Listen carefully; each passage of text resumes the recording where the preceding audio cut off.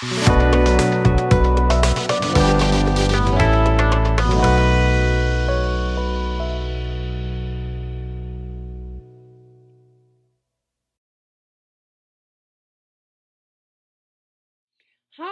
welcome to another episode of Woo Book Wednesday. We are back in real time with videos that I'm recording now about books that I'm reading now. And today we're going to talk about a fiction book that is one from my childhood, preteen years, and all that good jazz because I just got it in my head that I want to go back and reread some of the classics from my childhood.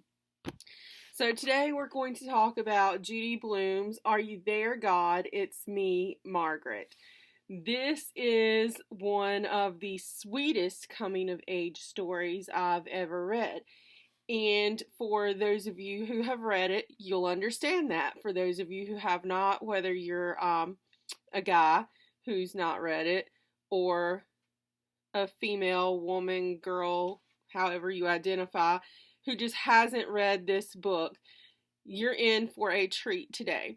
So on the back it says, Margaret Simon likes long hair, tuna fish, the smell of rain, and things that are pink.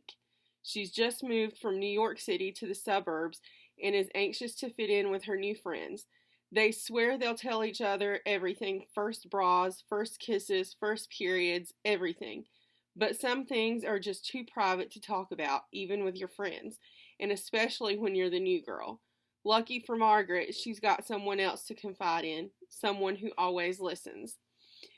So, Are You There, God? It's Me, Margaret is a cute little story about a 12-year-old preteen girl who's facing all the changes that we all face. Even guys face changes, obviously not the same ones, but we all face changes, right? So this is a cute little tale about one girl's coming of age.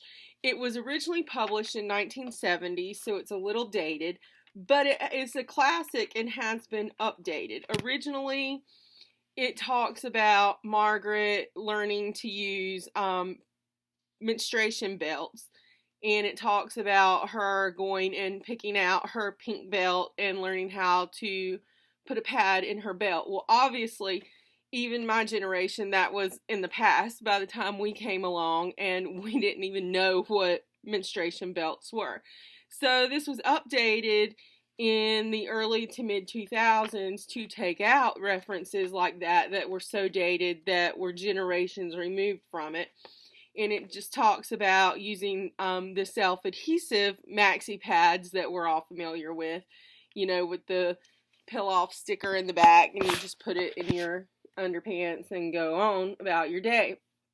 So there have been updates like that. It is still dated. It's obvious that it's not written in 2021, but the timeliness the timeliness of the story, it's one of those stories that transcends time. It's timeless.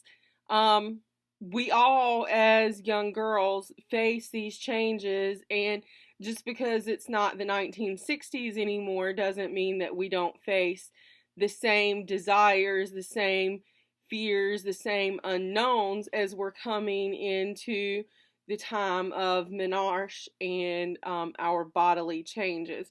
So it's a cute story about that, and it does have a good message about the beginning of menstrual bleeding. It's not seen as something that's taboo and not talked about. Margaret and her friends talk about it a lot. And then, of course, there's always the infamous, I must increase my bust. So, yeah, it's all about increasing your bust, finding God, starting your period, and all that good stuff that 12-year-old girls are going through in their lives. So if you have not read Are You There, God? It's Me, Margaret, give it a read. And if you have, go back and reread it because the timelessness of it is just amazing. You'll enjoy it. So that is our pick for this week. I hope you enjoy it. and I hope you can re-enjoy it as well. So I will see you next week, same time, same place, for another Woo Book Wednesday.